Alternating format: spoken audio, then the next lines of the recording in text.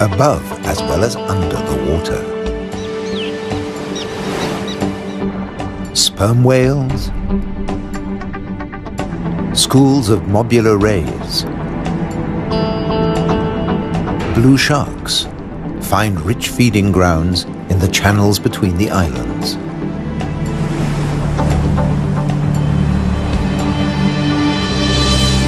Nutrient-rich reefs draw in life. Blue whales seek out tons of krill in ocean depths. Here, around the Azores, Europe's wild islands.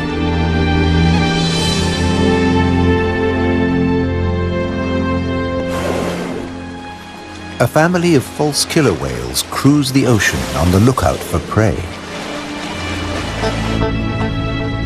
A blue shark patrols alone. Shoalfish confuse single predators. But when they meet false killer whales, the water boils. An individual false killer whale dives down with its prey.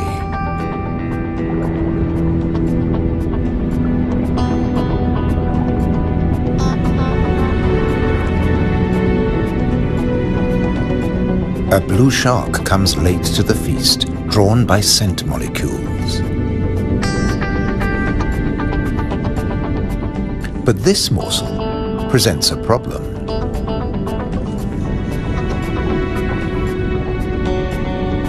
With jaws not made for chewing, it'll never swallow this tail fin.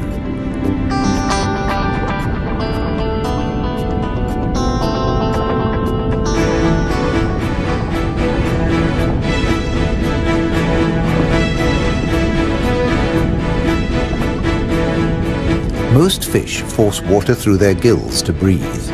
This shark can't, so it has to keep moving.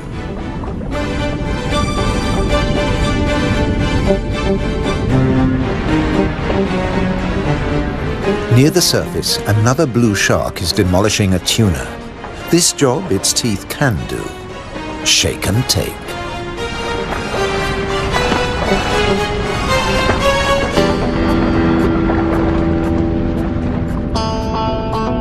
Fragments streaming from its gills float to the surface. A little extra for the seabirds.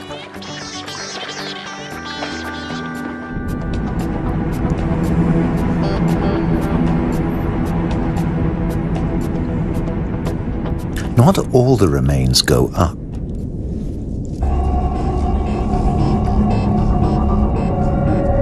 Spread by the current, the scent draws a moray eel from its cave.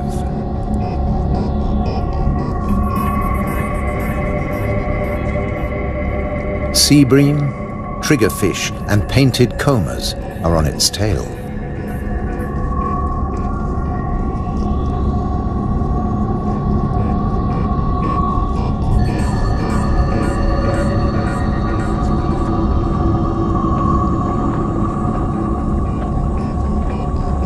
The ocean around the Azores is not short of flesh.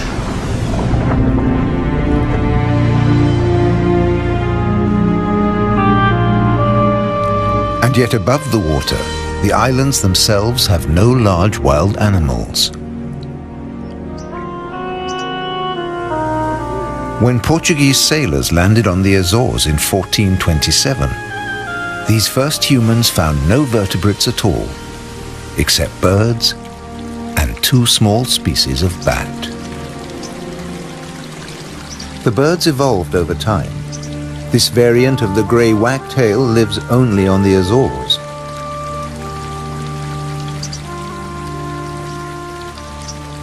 With head feathers a different colour from its European relatives.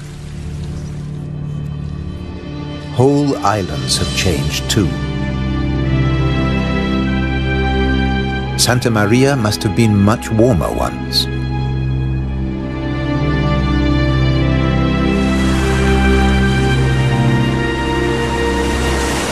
Many of these ocean fossils belong to extinct species that once lived in warmer waters.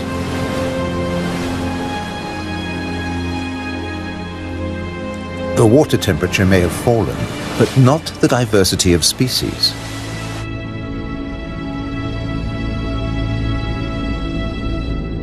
After nearly 6 centuries of human habitation, the seas around these volcanic islands are still largely unexplored.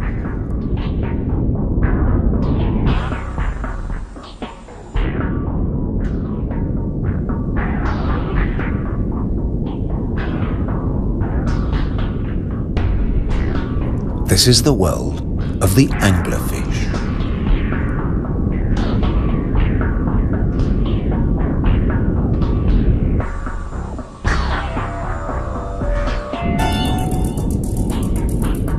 A 1,000 meters down, this pink frogmouth ignores the pressure of 100 kilos per square centimeter. Other deep dwellers are less easy to name.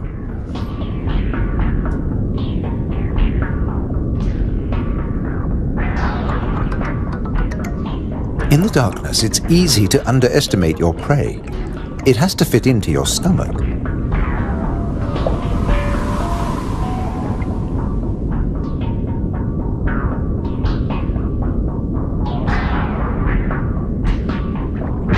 The six-gill is one of the largest deep-sea sharks, but at night it swims to the shallows to feed.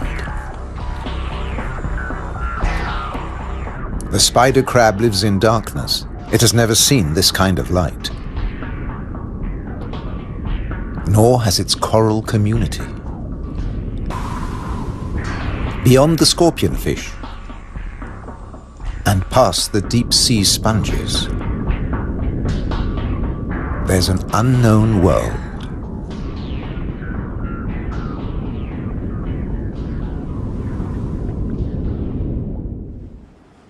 Imagine the Atlantic between Europe and America 8 million years ago. Pressure along the mid-Atlantic ridge forces the continental plates apart. Volcanoes pierce the surface on both the Eurasian and the American side. The Azores.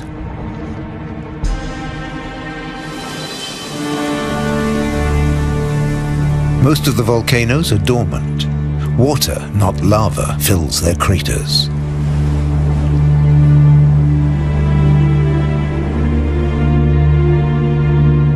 Sometimes only crater edges rear from the sea, worn down by the elements. Spawned by the sea, there too they will return. For now, it's craters that dominate the landscape. Gases still escape from fumaroles on some of the 1,700 volcanoes. Heat brings water almost to boiling point.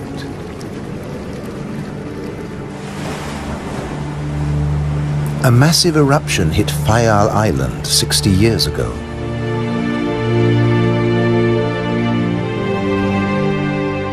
Humans couldn't live in this lunar landscape. Hundreds followed the sun to America. On the volcano's slopes, life had to begin again.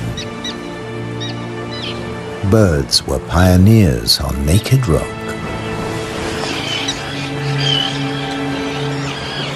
Wind and birds still bring seeds from over the sea.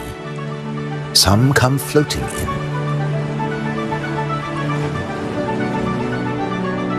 Humans brought the Hottentot fig, and plants create the first soil on bare rock.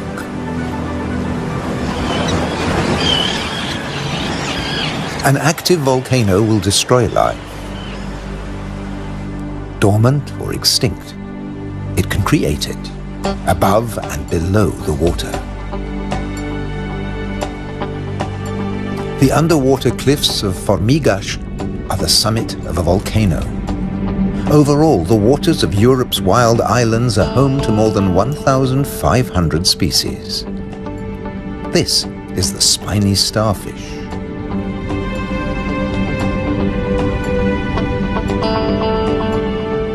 There are 530 fish species, like the damselfish, swarming along reef ledges.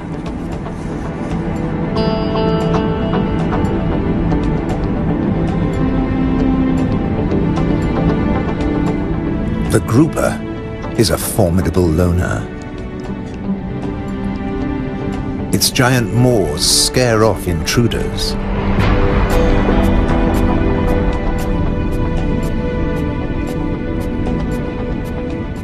The barred hogfish is a lot prettier than its name.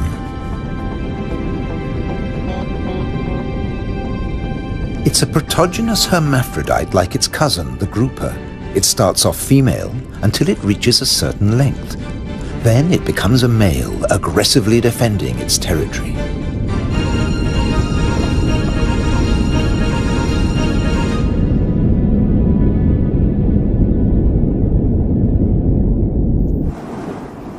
The archipelago's weather changes too, up to 4 seasons in a single day.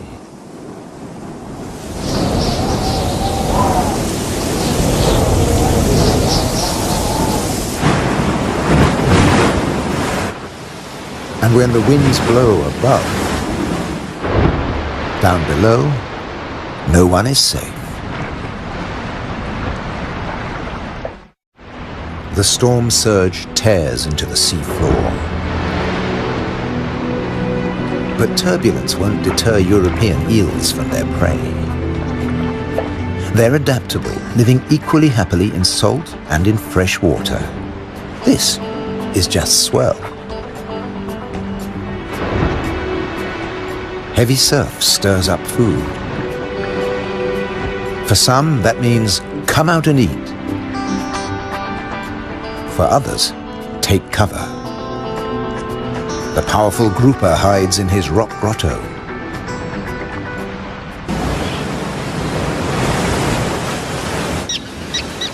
In churning waters, it's tough to spot your prey. But the common terns have no choice. The first chicks have hatched, and they're waiting to be fed.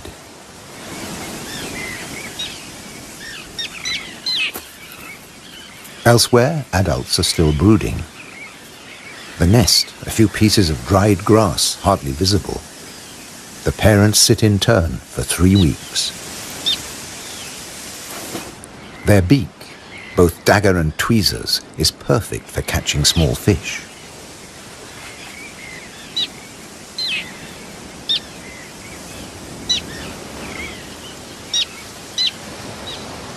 "3,000 pairs breed here."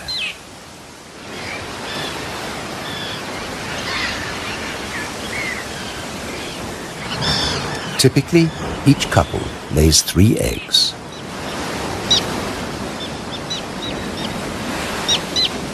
The chicks are fed for 4 weeks, till they can fly as well as their parents.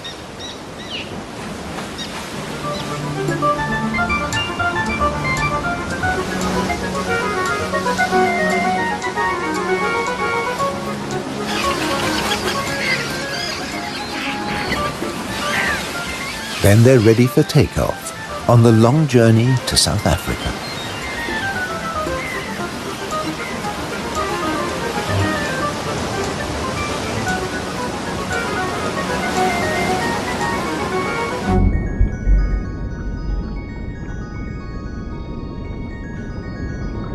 Under the water, survival can depend on staying still, very still, like a wide-eyed flounder.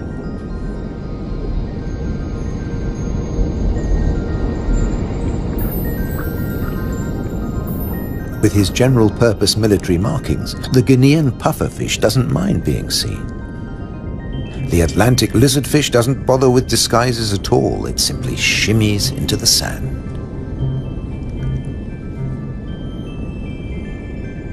This may fool both its prey and its predators.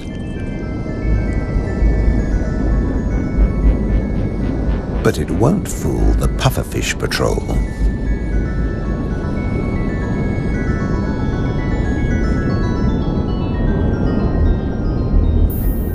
The shamefaced crab folds its pincers to protect its gills and digs itself in.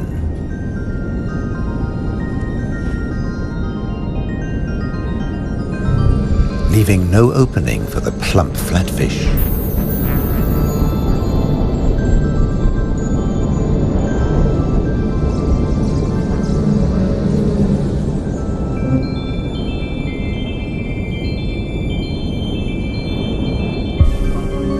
Bye.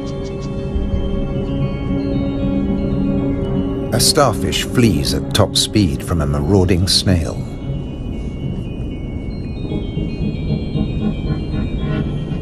The Triton snail feeds mainly on echinoderms like the purple sea star.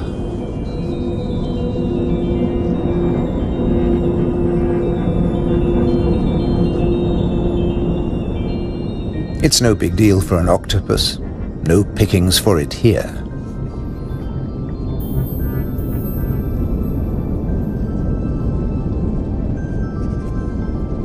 Sacrificing an arm, the starfish gets away.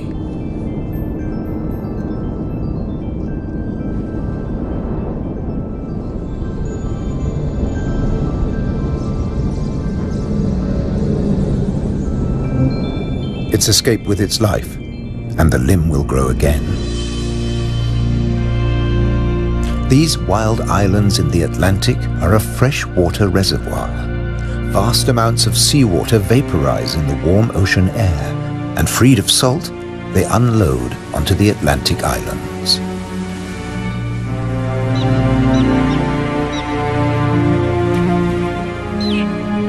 The common tern flies between two worlds, fishing in the sea and in the lakes.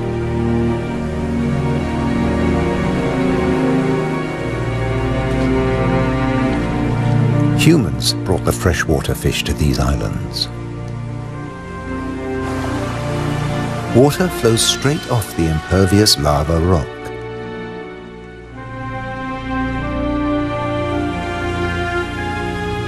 But peat moss sucks up huge quantities of water like a sponge, taking it in through every surface. Deprived of oxygen, the dead parts of the moss never rot. The extremities keep on growing, and the moss colonizes more and more of the bare rock.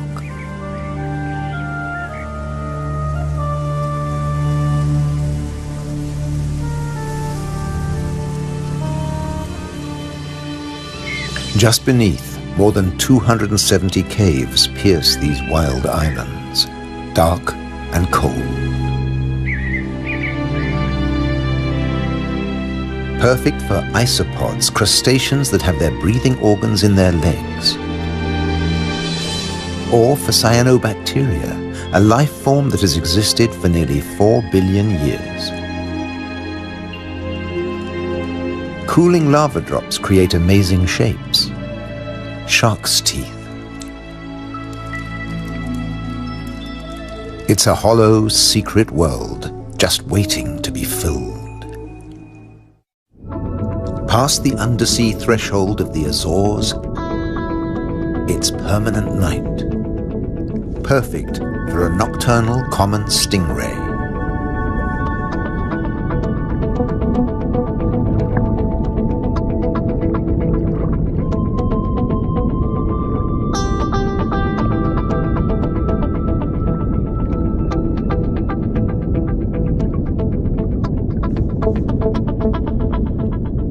It's not alone here. Sliding over the cavern walls, unicorn shrimp. In the camera light, combers and scorpionfish snatch at their prey.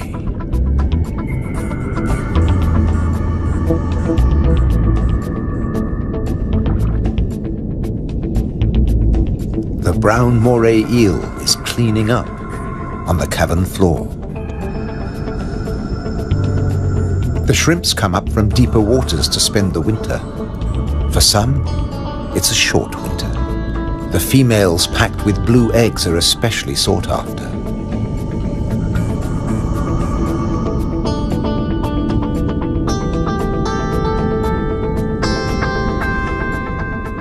The shrimps also live off crustaceans, their own species. What's left of the moray eel's dinner?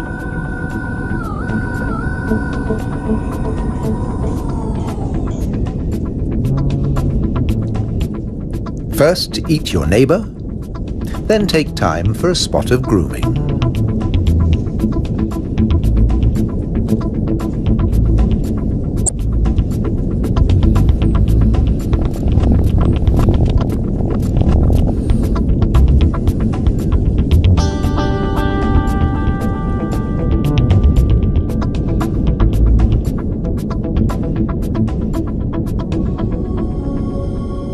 Nearby, on the rocks, an octopus with a human face reaches out.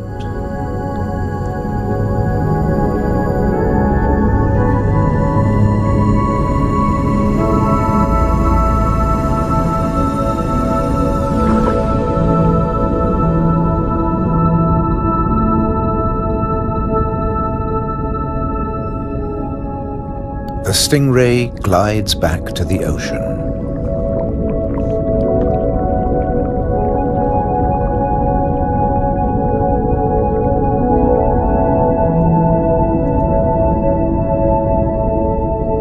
Passing the hundreds of bristleworms growing in front of the cavern.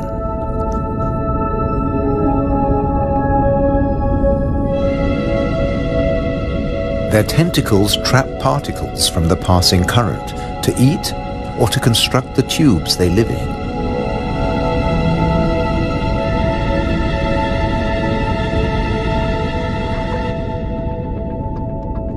Deeper down is a mysterious place, a rare sight in the Azores, a garden of soft corals. They don't make chalk exoskeletons like their tropical cousins.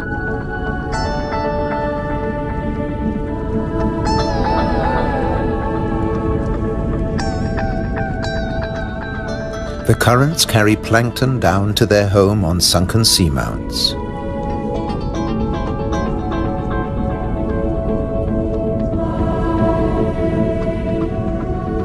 The venomous buried anemone is active only at night. During the day, it contracts. Once, scientists couldn't agree whether corals were plants or animals, so they called them anthozoa, flower animals.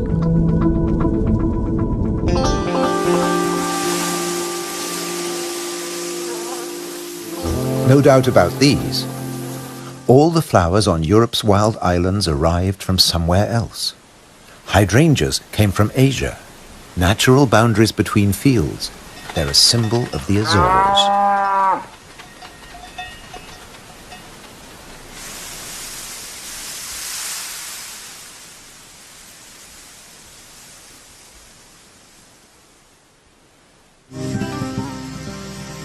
Hundreds of stone walls create hundreds of microclimates for the vines the settlers brought in the 15th century.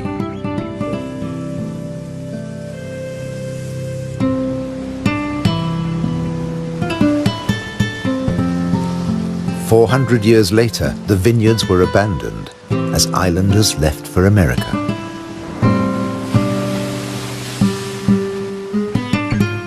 The stone walls became a playground for Madeira lizards.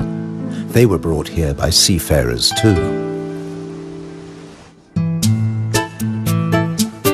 Azores wines are now fashionable again.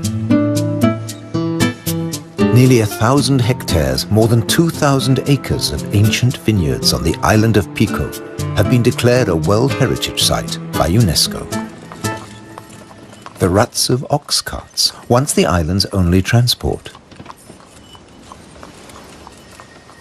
They dragged firewood and building materials for houses and stone walls. And they carried the new wines down to the coast to ship to Europe, but at a cost. Beneath these waters is the strangest, most dangerous place on the Azores. They call it the Anchor Graveyard. Scores of great iron anchors lying on the seabed. When an Atlantic storm hit, the only way to save your ship from the rocks was to cut the anchor rope fast and dash for the open sea. The iron left behind has become a rusting reef for a multitude of creatures. These anchors are coated by algae and tube worms.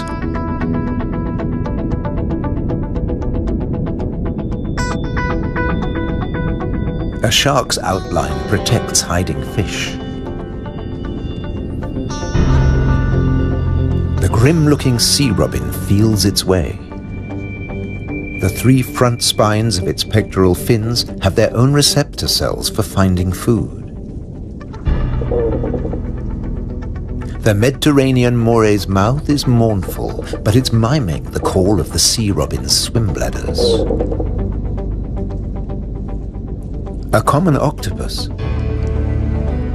discreetly searches for food. It will fit in anywhere.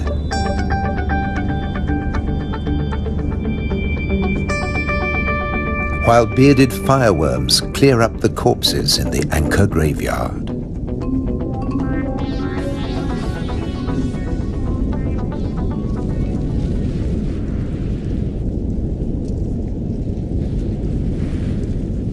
They are the mobile relatives of the immobile tube worms.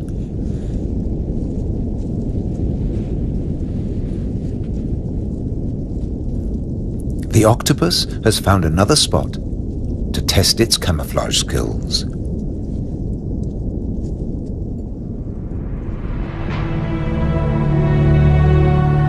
Above water too, human presence is everywhere, even in the craters.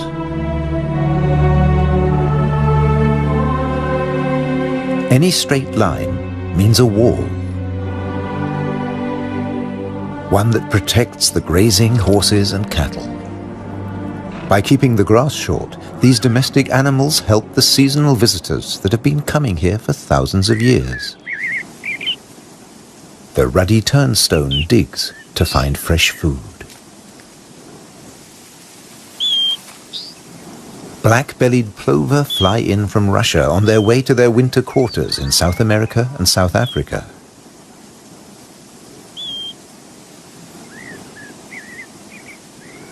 The ruddy turnstone drops in from the Arctic. The northern wheatear arrived from Canada via Greenland. The American pipit drifted in from North America. The blackbird? Well, it's here all year round. It's an endemic variety. The male is darker and glossier than its mainland cousin. Birds have to transport their own weight. A little body can be a big advantage on a long journey. But weight doesn't matter to other migrants. They're supported by water.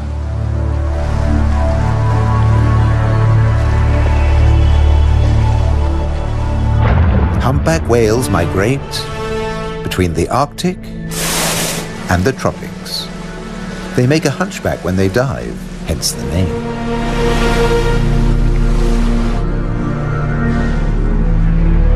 A pod of fin whales, the blue whale's closest relatives. The two species can interbreed. They swim back and forth between Arctic and subtropical waters.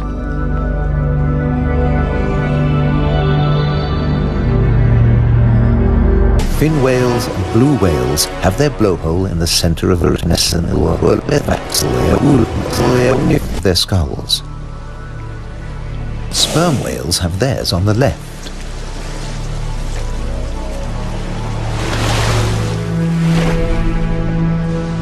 Baleen whales spend long periods sieving krill and plankton from the waters of the Azores.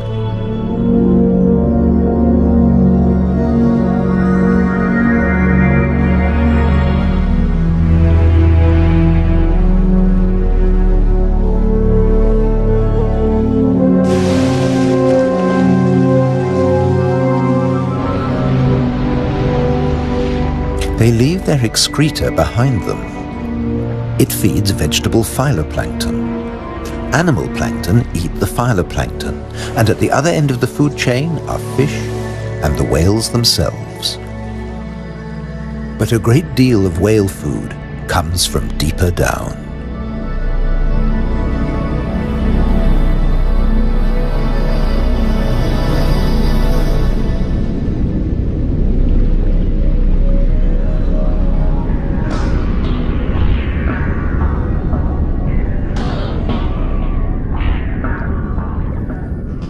Meanwhile, not all the creatures of the eternal darkness are permanently banished to the depths. Every night, countless organisms leave the realm of the bizarre anglerfish and rise into shallower waters. colossal amounts of krill join them on the upward journey. A nightly vertical migration. Salps and bioluminescent comb jellies illuminate the greatest movement of biomass on Earth. All here to harvest the vegetable plankton or get eaten themselves. This innocent-looking blob is anything but. A Portuguese man-o'-war is a colonial organism, a conglomeration of polyps serving different functions. One polyp is the sail. Innumerable other polyps repel invaders or catch booty with tentacles that stretch up to 30 meters. On the right, a salp has become ensnared. Venom from stinging cells kills the prey. The tentacles drag it to the mouth.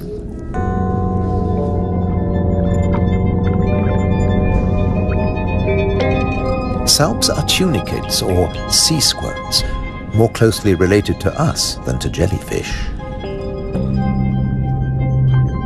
Delicate bands of muscle rhythmically contract, pumping water through the salp's body, filtering its food.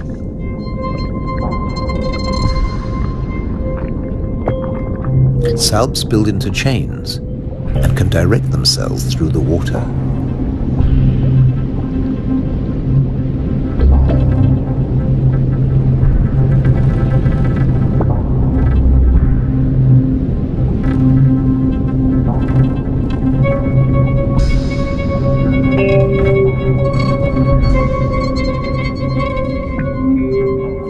A chain can be up to a meter or longer.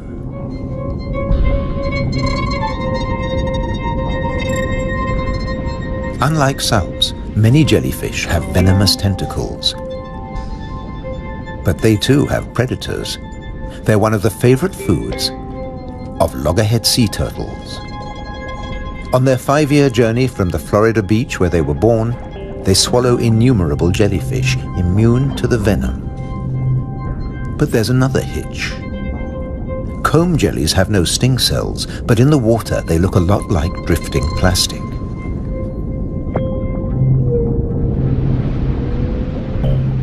And that's the problem. The turtles try to eat plastic, and it kills them.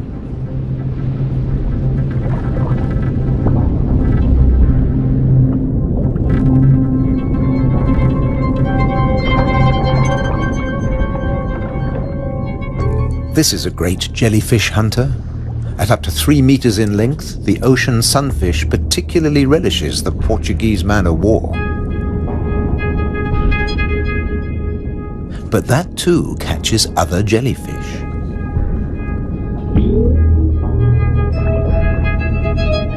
The sunfish can dive. This heaviest of all bony fish tears its prey apart in the depths.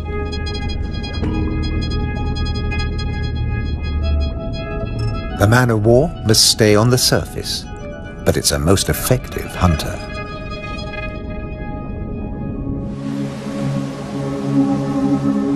The Cory's shearwater also has a successful strategy, at least in its familiar world.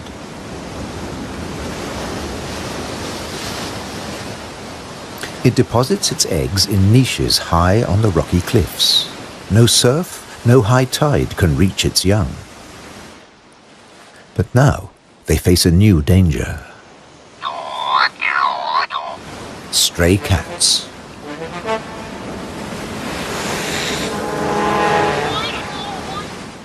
The female shearwater laid a single egg in May. Pity there's only one. Looks like a bad strategy now. They can't adapt to an unwanted gift brought by humans.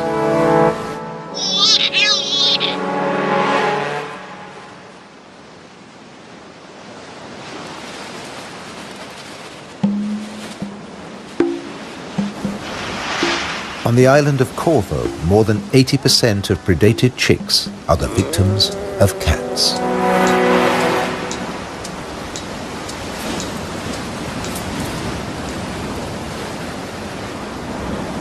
There's nothing the adult birds can do.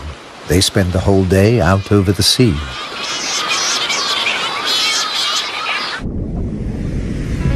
By contrast, periphyton, a mix of algae, bacteria and microbes, stay where they grow, ruled by time and tide. Some quickly find a home on flotsam and jetsam. Attached and yet mobile, they drift across the ocean. Goose barnacles fix onto hard surfaces. Their cirri grasp plankton from the water. No matter what it's made of, marine debris attracts life forms.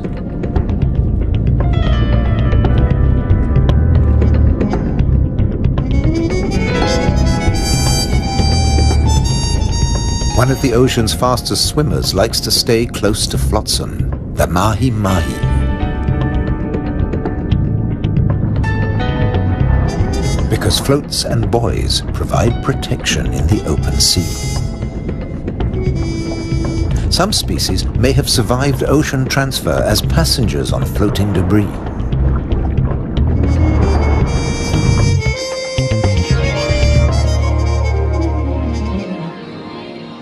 When shearwater breed, dusk brings a deafening chorus.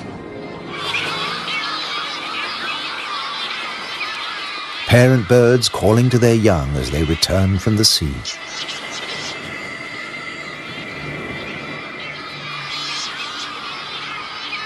The birds recognize each other's cries. 75% of all the world's shearwaters breed in gigantic colonies on the Azores.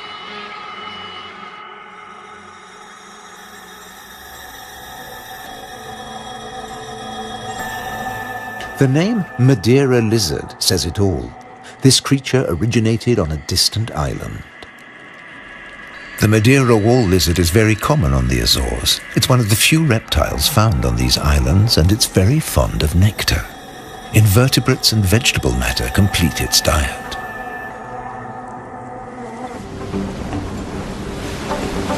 Just across the bay is the domain of a giant. This is the whale shark. The world's biggest fish. That's what 12 meters of muscle and cartilage say about the whale shark. Like mobula rays, it's mainly a plankton eater, but also eats crustaceans and small fish.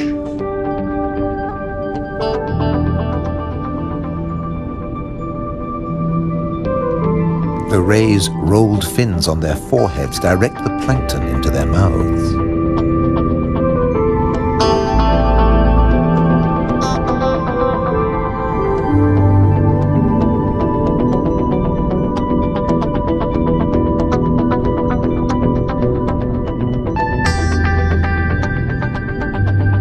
Mobula rays are part of the manta ray family. They cruise in small groups, shadowed by fish using them as cover and picking up their leftovers. Flying in slow motion, the rays dance through the ocean, round the volcanoes.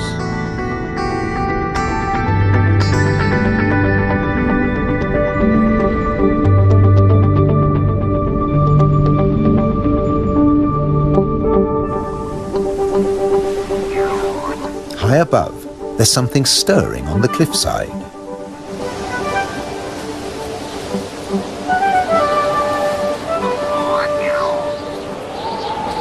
A Cory's shearwater leaves the nest niche for the first time. He doesn't know a thing about flying, but his parents have stopped feeding him. He has to learn to fly as fast as possible, or he'll never have a meal again.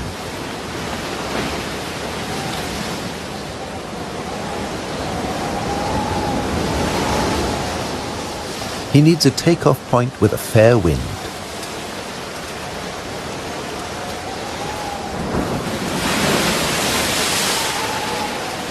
Even on the rocks, he looks unsteady.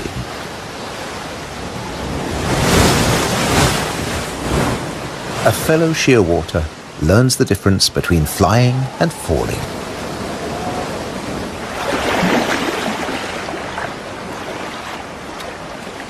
If you're already on the surface of the sea, there's nowhere further to fall. But getting aloft is even more difficult.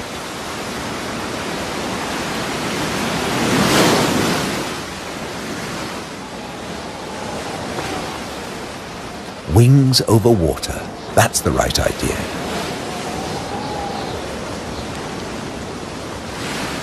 Taking off from the sea in a side wind? Tough even for the experienced.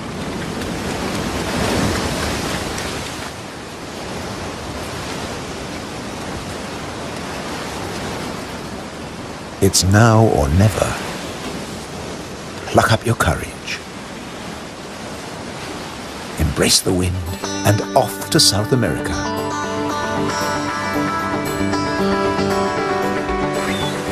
On the Azores, you're either coming or going.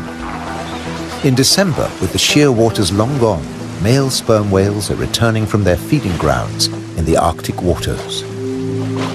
They meet males who were too young to make the journey and mothers with their young calves born while they were away.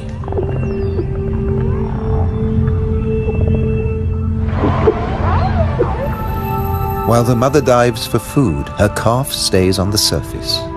It'll be 2 years before he dives with the group.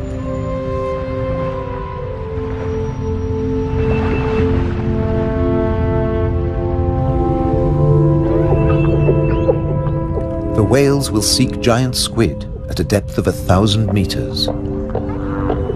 At 18 meters and weighing in at 50 tons, sperm whales are the world's biggest toothed whales.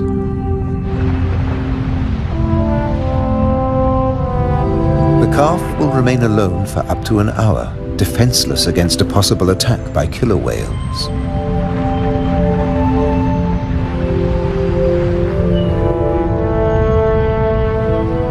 Finally, the group return from the deep.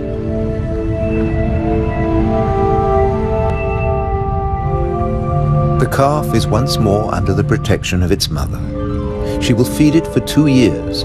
During this time, she won't fall pregnant. Now the whales can take their ease, preferably hanging vertically in the water.